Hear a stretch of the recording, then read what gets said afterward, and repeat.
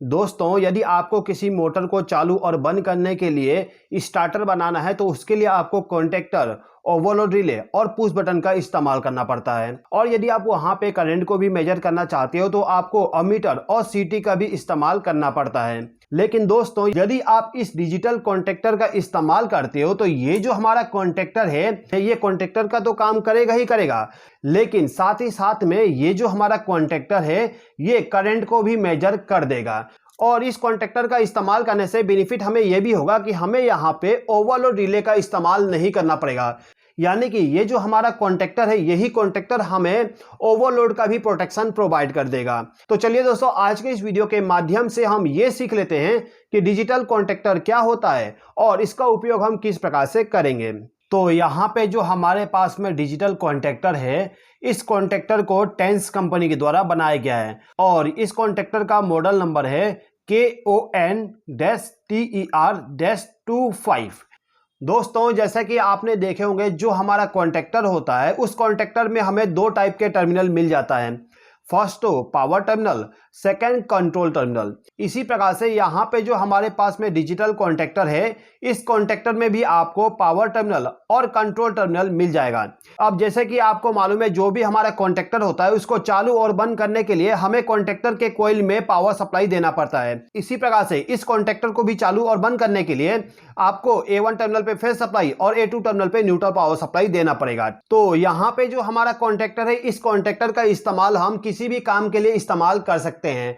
यानी कि किसी मोटर को चालू करना हो, किसी एसी को चालू करना हो, किसी हीटर को चालू करना हो, जिस भी इलेक्ट्रिकल इक्विपमेंट को चालू और बंद करना हो कॉन्टेक्टर के द्वारा, तो हम इस कॉन्टेक्टर का इस्तेमाल कर सकते हैं। अब मान लीजिए कि आप इस कॉन्टेक्टर का इस्तेमाल किसी मोटर को चालू और बंद करने के लिए कर रहे हैं, तो उस कंडीशन में आपको एक ओवरलोड रिले का भी इस्तेमाल करना पड़ता है।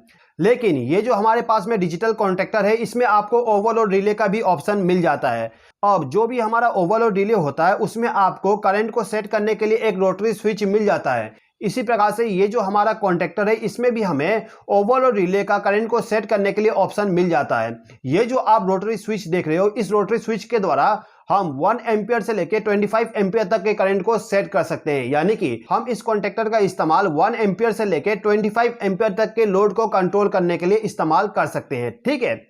अब यहाँ पे जो हमारा कॉन्टेक्टर है, इसमें केवल हमें एक स्विच मिलता है जिसके द्वारा हम करंट को सेट करते हैं। लेकिन इस कॉन्टेक्टर में आपको एक और स्विच मिल जाएगा जिसके द्वारा हम टाइम को सेट करते हैं। यानी कि जो हमारा मोटर है वो ओवरलोड हो जाने पे कितने देर के बाद में हमें उसको ट्रिप करवाना है, उसका टाइम को सेट कर सकते हैं।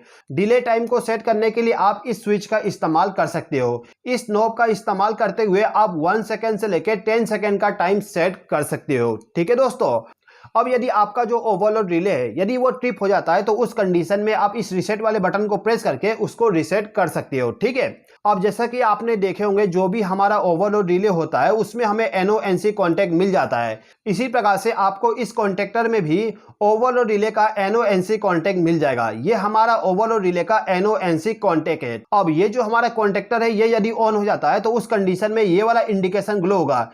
और यदि हमारा जो ओवरलोड रिले है, यदि वो ट्रिप हो जाता है तो उस कंडीशन में यहाँ पे जो ERR यानी कि एरर वाला इंडिकेशन है, ये ग्लो हो जाएगा। ठीक है दोस्तों। अब इसके अलावा ये जो हमारा कॉन्टेक्टर है, ये अमीटर का भी काम करता है। यानी कि जो भी हमारा लोड है वो कितना एम्पियर तक करंट अभी ले रहा है, उसका डिटेल आपको यहाँ पे मिल जाएगा। अब इस कॉन्टेक्टर के जब आप साइड में देखोगे तो पूरा इस कॉन्टेक्टर का डिटेल आपको मिल जाएगा। जैसे कि इसके डिटेल में आप देख सकते हो कि इस कॉन्टेक्टर को चालू और बंद करने के लिए हम 100 वोल्ट से लेकर 240 वोल्ट AC पावर सप्लाई का इस्तेमाल कर सकते हैं। उसके बाद ये जो हमारा कॉन्टेक्टर है, इसका जो ऑक्सिलरी कॉन्टैक्ट होता है उसका जो करंट रेटिंग है वो 3 एम्पियर है। ये जो हमारा कॉन्टेक्टर है, इसमें आपको करंट अनबैलेंस का भी प्रोटेक्शन मिल जाएगा। यानी कि यदि हमारे एक फेस में 20 एम्पियर चल रहा है और दूसरे फेस में 10 एम्पियर चल रहा है, तो उस कंडीशन में ये जो हमारा कॉन्टेक्टर है वो ऑटोमेटिकली हमारा जो आउटपुट पावर सप्लाई है उसको ट्रिप करा देगा। यानी कि हमारे मोटर को करंट अनबैलेंस से प्रोटेक्शन प्रोवाइड कर देगा। ठीक है दोस्तों। अब चलिए दोस्तों, यहाँ पे हम ये समझ लेते हैं कि हम किस प्रकार से इस कॉन्टेक्टर का वायरिंग करेंगे। देखिए, इस कॉन्टेक्टर का वायरिंग भी हम ड्यूअल स्टार्टर के जैसे करेंगे। तो हमें यहाँ पे क्या करना होगा, ये जो हमारा फेज सप्लाई है इसको सबसे पहले ले जाके फ्यूज में कनेक्ट करना है। तो यहाँ पे हम फ्यूज की जगह पे एक एमसीबी का इस्तेमाल कर लेते हैं। अब ये जो हमारा एमसीबी है इसमें से जो पावर सप्लाई जाएगा वो ओवरलोड रिले के एनसी कॉन्टैक्ट में जाना चाहिए। तो हम यहाँ पे एक वायर का इस्तेमाल करते हैं। इस वायर के एक सिरे को फेस वाले टर्मिनल के साथ कनेक्ट कर देंगे। अब इस वायर का जो दूसरा सिरा है इसको ले जाके ये जो हमारा ओवरलोड रिले का कॉन्टैक्ट है उस कॉन्टैक्ट का जो कॉमन टर्मिनल है उसके साथ कनेक्ट करना है। तो यहाँ पे हम कॉमन टर्मिनल के साथ कनेक्ट कर देते हैं। तो यहाँ पे हमने ओवरलोड रिले को इनपुट पावर सप्लाई कनेक्ट कर दी है। अब ये जो हमारा ओवरलोड रिले है इसके आउटपुट टर्मिनल से power supply stop push button में जाना चाहिए। तो यहाँ पे हम एक स्टॉप पुश बटन इस्तेमाल कर लेंगे। अब यहाँ पे हम एक वायर लेंगे और इस ओवरलोड रिले का एनसी कॉन्टैक्ट जो है उसके साथ इसको कनेक्ट कर देंगे। और इस वायर का जो दूसरा सिरा होगा इसको ले जाके हमारा जो स्टॉप पुश बटन है उसके साथ कनेक्ट कर देंगे। अब ये जो हमारा स्टॉप पुश बटन है इससे power supply start push button में जाना चाहिए। तो यहाँ पे हम एक स्टार्ट पुश बटन इस्तेमाल करेंगे और यहाँ पे हम क्या करते हैं कि ये जो हमारा स्टॉप पुश बटन है इसके आउटपुट टर्मिनल पे एक वायर को कनेक्ट कर देंगे और इस वायर को ले जाके स्टार्ट पुश बटन के इनपुट टर्मिनल पे कनेक्ट कर देंगे। कुछ इस प्रकार से हम कनेक्शन कर देंगे। अब इसके बाद में हम क्या करेंगे, ये जो हमारा स्टार्ट पुश बटन है इसके आउटपुट टर्मिनल से एक वायर को कनेक्ट करके इसको ले जाके जो हमारा कॉन्टेक्टर है इसके A1 टर्मिनल के साथ वायर को कनेक्ट कर देंगे। तो यहाँ पे हम इस वायर के जरिए यहाँ पे कनेक्शन कर देते हैं। अब यहाँ पे हमें केवल होल्डिंग सर्किट बनाना है। तो होल्डिंग सर्किट बनाने के लिए मैं इस वायर का इस्तेमाल कर लेता हूँ। ये जो मेरा वायर है इस वायर को ले जाके जो मेरा स्टार्ट पुश बटन है इसके इनपुट टर्मिनल पे इसको कनेक्ट कर दूंगा कुछ इस प्रकार से। उसके बाद इस वायर का जो दूसरा सिरा होगा इसको ले जाके ये जो हमारा कॉन्टेक्टर है इसका जो कॉमन टर्मिनल है उसके साथ कनेक्ट कर देंगे, यानी कि यहाँ पे हम एनो टर्मिनल का इस्तेमाल कर लेंगे। अब इसके बाद में हमें क्या करना है, ये जो एनो टर्मिनल है इसके आउटपुट टर्मिनल से एक वायर को ले जाके A1 टर्मिनल के साथ कनेक्ट करना है। तो यहाँ पे हम इस वायर के जरिए लूपिंग कर देते हैं। अब ये जो हमारा कॉन्टेक्टर है इस कॉन्टेक्टर को हमें केवल न्यूट्रल पावर सप्लाई के साथ कनेक्ट करना है। तो इसके लिए मैं क्या करता हूं कि ये जो मेरा एमसीबी है, एमसीबी में जहां पे हमें न्यूट्रल पावर सप्लाई मिलेगा वहां से एक वायर को कनेक्ट करेंगे और इस वायर के दूसरे सिरे को ले जाके जो हमारा कॉन्टेक्टर है इसके A2 टर्मिनल के साथ कनेक्ट कर देंगे कुछ इस प्रकार से। तो दोस्तों यहाँ पे जो हमारा कॉन्टेक्टर था इस कॉन्टेक्टर का वायरिंग कंप्लीट हो गया। दोस्तों यहाँ पे मैं एक लोड को भी कनेक्ट कर देता हूँ जिससे कि हमारा जो कॉन्टेक्टर है वो करंट को भी मेजर कर दे। ठीक है दोस्तों, तो यहाँ पे मैंने एक हीटर को कनेक्ट कर दिया हूँ जिससे कि हम उस हीटर का करंट रेटिंग क्या है उसको मेजर कर सकें। अब मैं यहाँ पे एमसीबी को ऑन कर देता हूँ। एमसीबी को ऑन करने के बाद यदि हमें इस कॉन्टेक्टर को ऑन करना हो तो इसके लिए हमें स्टार्ट पुश बटन को प्रेस करना पड़ेगा। जैसे मैं इसको प्रेस करूंगा तो हमारा जो कॉन्टेक्टर है वो थोड़ा सा टाइम लेगा।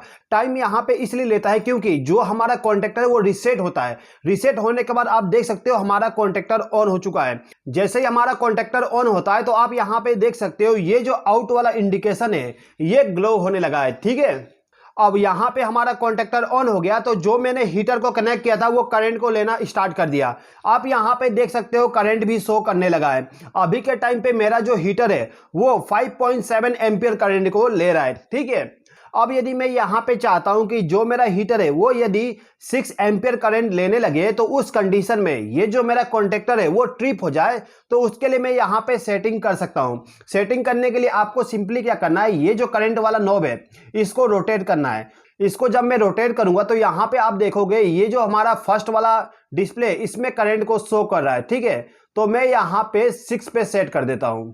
यहाँ पे मैंने 6 पे सेट कर दिया। यहाँ पे जो 6 लिखा हुआ है इसका मतलब ये है कि जैसे ही मेरा लोड 6 एम्पियर करंट लेने लगेगा तो ये जो हमारा कॉन्टेक्टर ये बंद हो जाएगा। ठीक है, इसके बाद यहाँ पे हमारे पास में एक और स्विच है जिसके द्वारा हम टाइम को भी सेट कर सकते हैं। यानी कि जब मेरा लोड ज्यादा करंट लेना स्टार्ट कर देगा तो उस कंडीशन में जो मेरा कॉन्टेक्टर है वो कितने देर तक वेट करे उसको ट्रिप कराने के लिए उसका भी सेटिंग कर सकते हैं।